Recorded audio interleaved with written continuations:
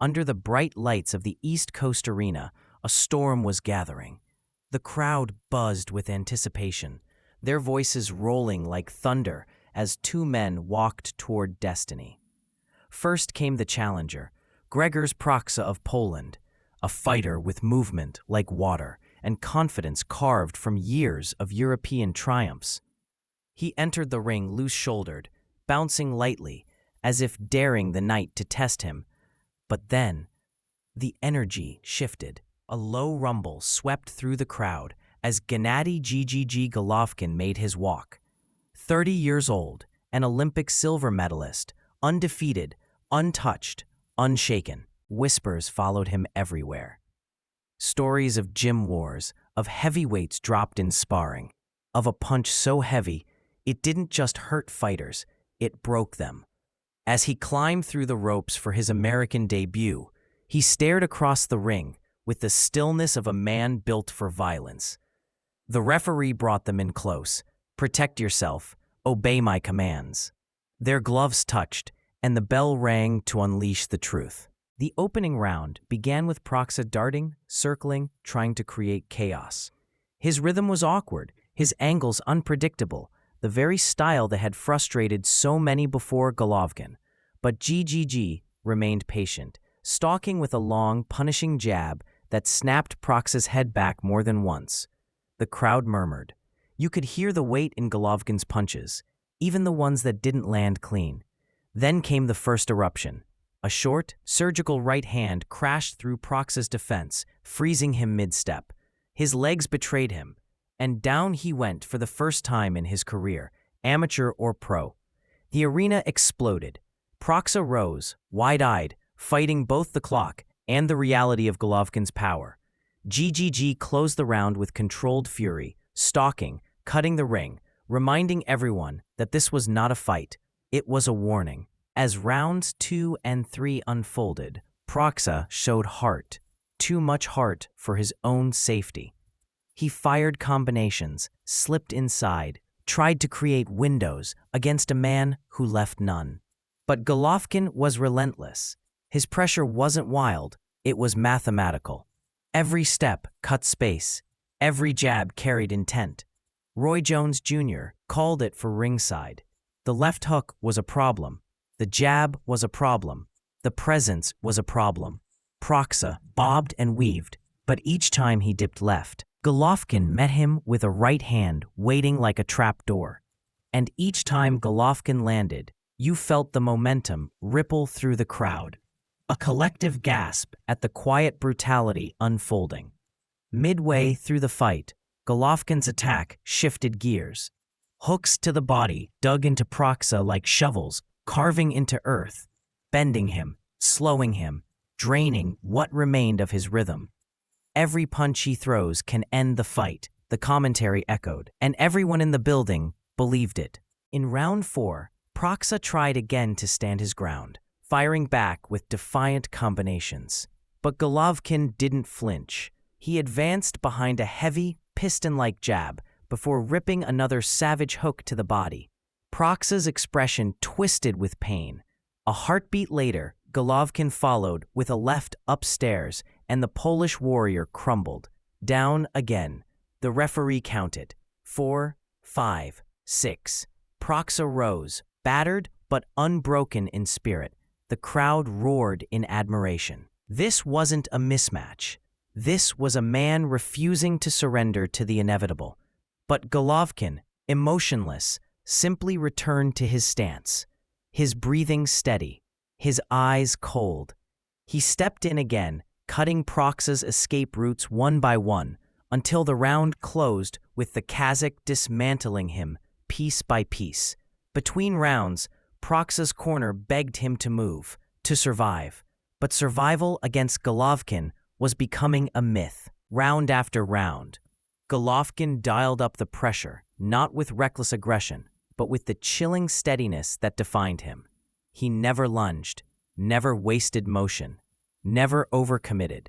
His weight remained perfectly centered, his balance flawless, just enough forward lean to threaten, never enough to risk. And that balance allowed him to fire combinations with frightening efficiency. Proksa continued to bob and weave, slipping some shots, countering bravely, even landing the occasional crisp punch that drew cheers from the crowd. But every time Proksa connected, Golovkin answered with something heavier, something that reminded everyone who controlled the ring. The commentary team marveled not only at Golovkin's power, but at his craft, the way he placed punches, the way he funneled Proksa into predictable patterns, the way he seemed to know exactly where Proksa's head would be before it moved. Even the jab felt like a power punch, each one pushing Proksa backward, bending him, breaking his posture. By the third round, Golovkin was dismantling him with body shots, thudding, thumping hooks that forced air from Proksa's lungs and courage from his ribs. The left hook to the liver, followed by a right upstairs, sent Proksa down again. But the Polish warrior rose every time, defiant, proud, determined not to fold beneath the weight of Golovkin's reputation. Still, every exchange carried the same message. Proksa was fighting with heart, but Golovkin was fighting with inevitability. The middle rounds became a story of bravery caught in a vice. Proksa, still bouncing, still weaving, still firing combinations, tried everything. Stepping left, stepping right, looping hooks around Golovkin's guard. But Golovkin read him like a book written in large print. Whenever Proksa dipped left, Golovkin hammered him with a right hand. Whenever he circled right, a left hook waited for him, and when Proksa tried to plant his feet for a combination, Golovkin greeted him with a stiff jab that knocked him out of position. It wasn't merely dominance, it was systematic dismantling. Ringside analysts compared Golovkin to the great pressure fighters of the past, Julio Cesar Chavez with a hint of a middleweight executioner. But Golovkin brought something different.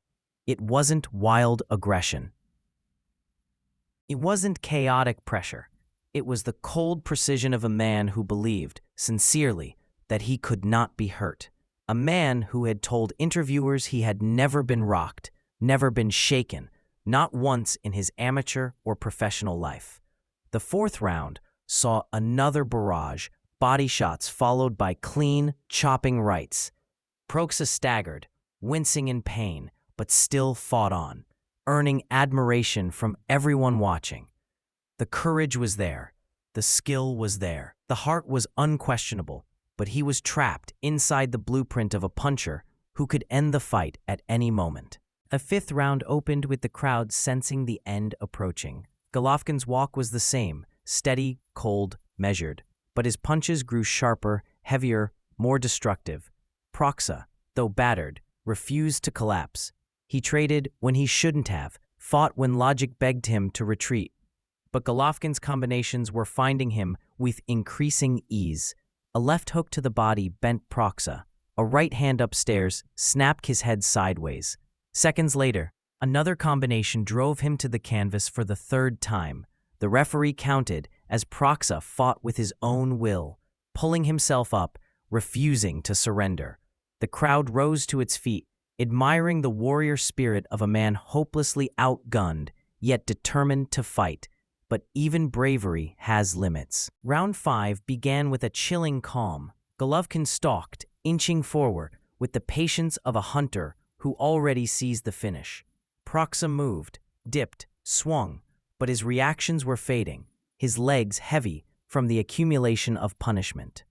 Then came the final sequence, pure clinical destruction. Golovkin slipped inside, placed a hard left to the body, then a right hand up top that detonated with the finality of a hammer hitting steel. Proksa collapsed for the third time. 4, 5, 6. He rose again, heart refusing to quit. But this time, Golovkin didn't give him the chance to recover. A barrage of precise, crushing punches forced Proksa backward, eyes glassy, legs gone. The referee stepped in, waving it off as the arena erupted. It was done. The monster from Kazakhstan had arrived. As Proksa stood, exhausted and brave in defeat, Golovkin raised his gloves for the first time in America, and the boxing world felt the earth shift. The announcement echoed, winner by technical knockout, Gennady Golovkin. Thunderous applause washed over the ring. This wasn't just a victory, it was a declaration. A new force had entered the middleweight division, a man who didn't chase knockouts, but collected them with frightening calm.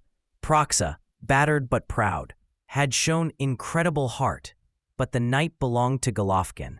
His power was real, his technique was suffocating, his presence alone seemed to bend opponents, and as he walked out of the ring, the crowd knew they had witnessed the birth of a star, a fighter who would soon become a legend. The message of the night was simple, unmistakable, and terrifying. Gennady Golovkin was here, and nobody at 160 pounds was safe.